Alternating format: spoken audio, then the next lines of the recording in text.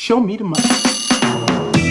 Olá pessoal, muito bom dia. Hoje é terça-feira, 15 de agosto de 2023 e ontem foi um dia marcante, né? Afinal, tivemos mais uma queda na bolsa de 1,06 a 116.809 pontos e com isso a gente viu uma sequência de 10 pregões consecutivos de queda, algo que não era observado desde fevereiro de 1984, né? Ou seja, faziam 40 anos que um movimento como esse não acontecia, realmente surpreendente. Desde o início de agosto, o benchmark não sobe e acumula uma queda de 4,2%. Ontem nós vimos empresas do setor educacional sofrendo devido às incertezas no mercado sobre como o MEC irá cumprir a decisão do STF para expandir cursos de medicina. E com isso, então, a gente viu, né, uma pressão na Edux, que liderou a performance negativa do índice, caindo quase 15%, depois de ter tido um dia legal na última sessão. Cogna caindo 6%.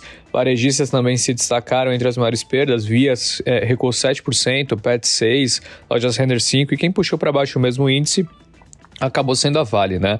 A Vale caiu 3%, operando ali no fechamento próximo da mínima do dia e, enfim, foi uma sessão bem conturbada. E agora, os índices futuros dos Estados Unidos voltam a operar em queda, enquanto os mercados asiáticos e europeus estão sem direção definida nessa terça-feira, com os investidores repercutindo uma série de dados econômicos da China que vieram abaixo das expectativas, incluindo sua produção industrial e vendas no varejo.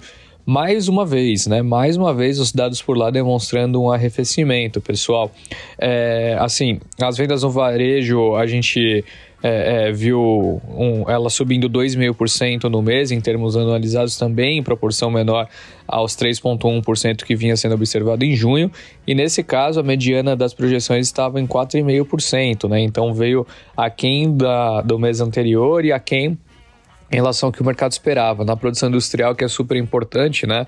Principalmente para a gente aqui, teve um avanço de 3,7% em julho em relação ao mesmo mês do ano anterior, desacelerando em relação aos 4,4% observados em junho, e o dado também ficou abaixo do que o mercado esperava, que era esse 4,4%.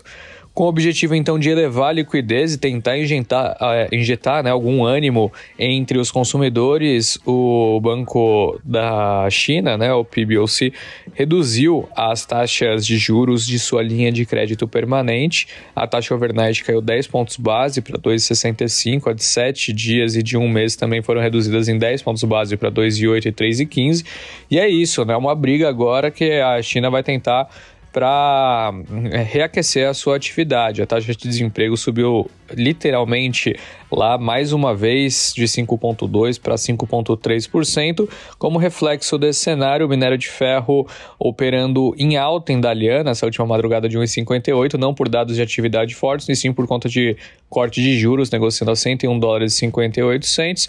Por outro lado, o petróleo recua, assim como a grande maioria das commodities nessa manhã, no patamar de 0,88, $85,61. Olhando para Dow Jones, S&P e Nasdaq futuros caindo por volta de 0,6, todos eles. Na Europa também, tá? Na Europa os mercados operam em queda, à exceção da Bolsa da Itália. E nas criptos não tem novidade, o Bitcoin permanece a 29.390 e o Ethereum ali em $1.843, tá? Bom, indo adiante no noticiário, Magalu reportou seu resultado ontem à noite e, segundo divulgação do BBA, o resultado foi soft como esperado, né?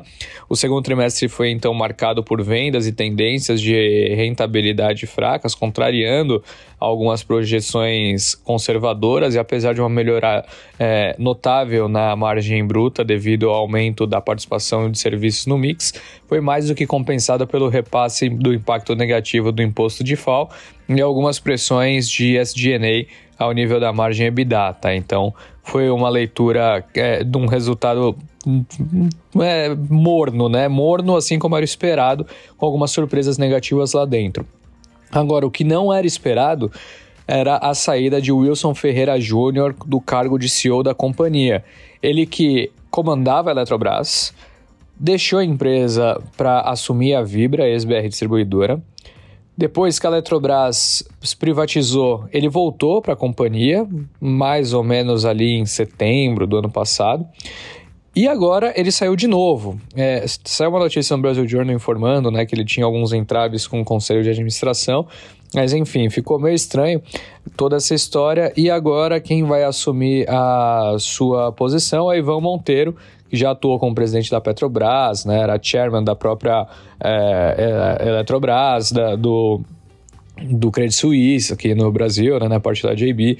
Então, e também já participou do Stock Pickers, né, nesse ano, no começo ali, junto com o CEO do Bank of America, caso vocês não se recordam.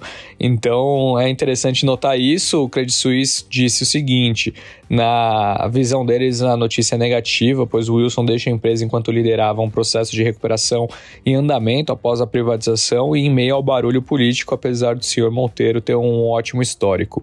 Por fim, uma notícia interessante aqui já mais de operação de mercado mesmo. Michael Burry, conhecido por suas previsões precisas durante a crise financeira de 2008 e retratado no filme A Grande Aposta, fez movimentos significativos no mercado, conforme publicou o perfil Michael Burry Tracker ontem. Enfim, aparentemente ele fez uma venda descoberta usando 1,6 bi de dólares e vendendo 890 milhões em opções de ETFs do S&P e o restante no QQQ, né, ali o ETF que acompanha as 100 maiores empresas não financeiras listadas no Nasdaq. Desse modo, então, segundo o rastreador, Burry apostou cerca de 93% de todo o seu portfólio na queda das ações norte-americanas. Fica de olho porque esse cara já acertou bastante no passado. Essas são as principais notícias de hoje. Um bom dia, bons negócios e até mais. Tchau, tchau.